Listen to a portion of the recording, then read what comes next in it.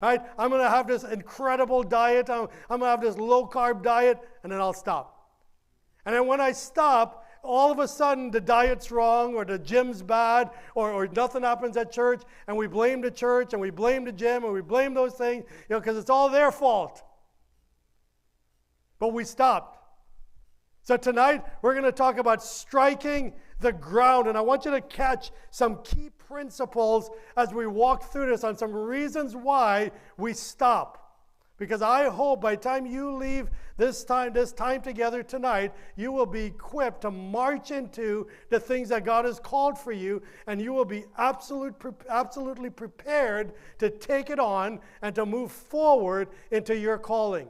I pray for you tonight that this year is not just going to be a repeat of last year. And those things that God has prescribed for you and I, that we're going to accomplish it, we're going to reach it, and we're going to see the mighty hand of God at work in our lives and in all those around us. Fair enough? Good. So let's catch up in verse 18. So 2 Kings chapter 13, verse 18 to 19. He says, strike the ground. The prophet Elisha told the king, he said, strike the ground. So the king picked up his bow or picked up his arrow, and he struck the ground 3 times, and then he stopped. And then the man of God, Elisha, was angry with him. And he said, you should have struck the ground up at 3. If you kept hitting the ground 5 and 6 times, you would have been victorious over the nations and over the people of Aram, and you would have completely destroyed it, and you would have had the victory. Why did you stop at 3? And that's a question I think that we have to reckon with tonight. Why did you stop? Why did you stop doing the things that God has called for you to do? Why did you stop praying? Why did you stop showing up at church? Why did you stop reaching out to other people? Why did you stop getting involved in missions? Why did you stop? Why did you stop? See, the prophet Elisha, if you look at those words, those were some pretty strong words. The prophet Elijah was angry. He was angry at the king. He was upset at the king. He was mad at the king that the king stopped so short. Why do you think that Elisha was so angry and so mad and so upset that the king would stop so short? Because Elisha understood the possibility of the potential that was inside the king. He understood. He said, boy, I knew you had that victory in your hand, but you gave it away. You ever watch somebody that's got so much potential in their lives and they just give it away? And they're so smart, but yet they sit in class and they just filter it away. And they've got so much potential, and they're on the brink of doing something amazing, and they're ready to make that breakthrough, and they're right there on the edge, and then they stop. And Elisha got mad at this king. He said, how could you stop? You're so close. Right? We sing that song, that old song that you're right on the brink of a miracle. Why do we stop so close? And he was angry that the king had so much potential. His heart was broken because the king missed out on a victory that should have been his. That victory was already in the bag. The victory was already won. And the king gave it away because he stopped too short.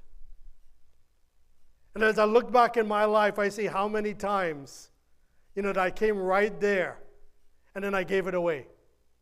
That I didn't take that final step. I didn't just keep on going and keep on doing the things that I knew that I needed to do. And I reached that point, and for whatever reason, and some of these reasons that we're going to talk about tonight, how could you give away the victory just like that?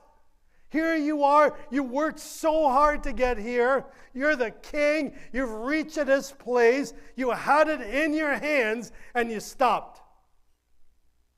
How could you do that? And his anger burned at him so much because he knew that victory was so close. He knew that it was right there. So tonight I want you to realize that the king's victory was in direct proportion to the king's perseverance. The king's victory was in direct proportion to the king's perseverance. That if the king just continued, if he just pushed through, he would have had the victory. It was already there. It was already his. So the king's victory was in direct proportion to the king's perseverance.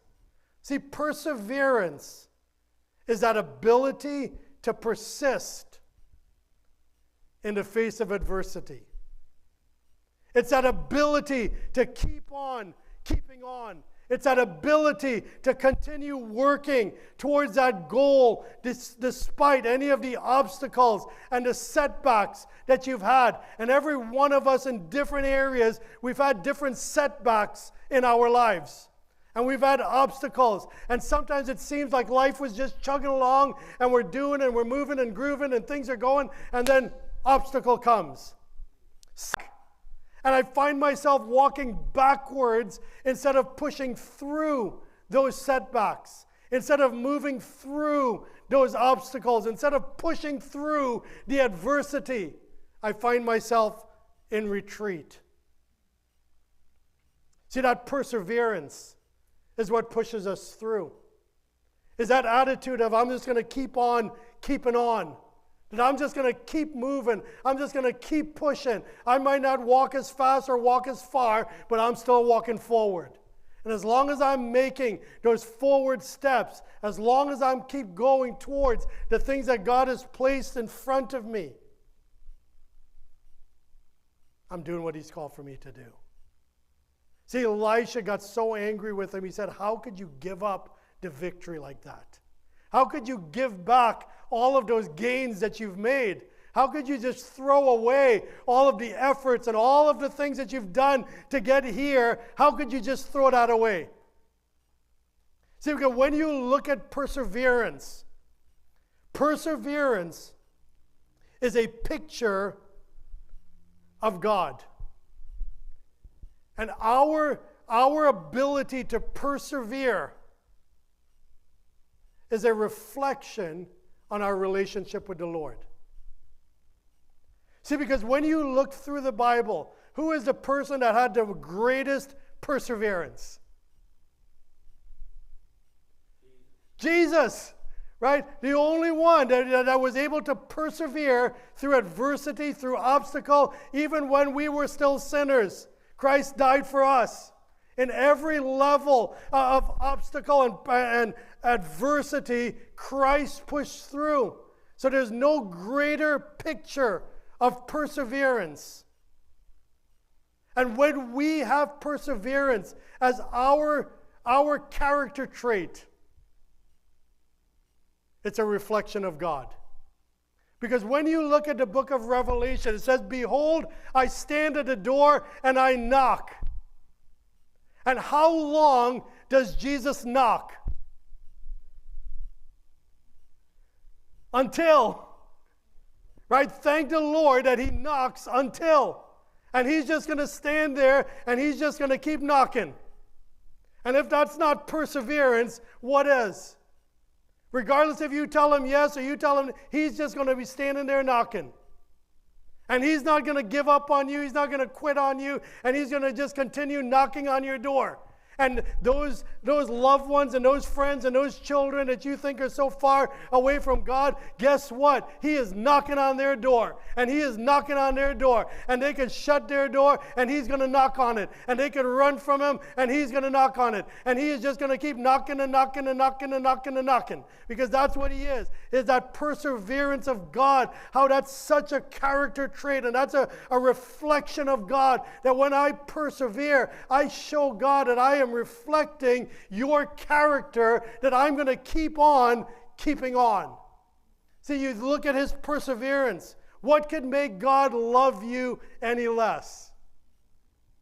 Right? He perseveres in his love for you. It says that nothing could separate you from the love of God. He is going to love you regardless of, or he does love you regardless of what.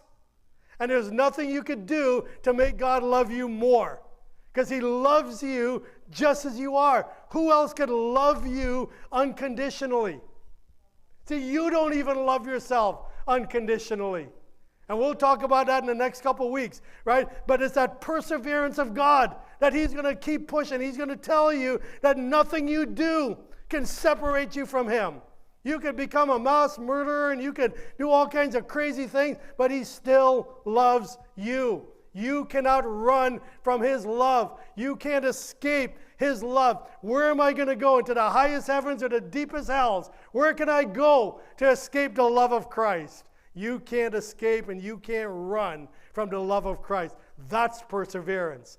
That's somebody that says, I am not going to give up on you. You know, everybody else might give up on you, but I am not going to give up on you because I love you. Right? So the perseverance of his love. What about the perseverance of his mercy towards you? Thank God for his forgiveness. Can you imagine that moment when Christ took on all of the sins of this world, all of the sins of things past, and all of the sins of things future on Calvary's cross for us to show us that there is no sin that he can't forgive?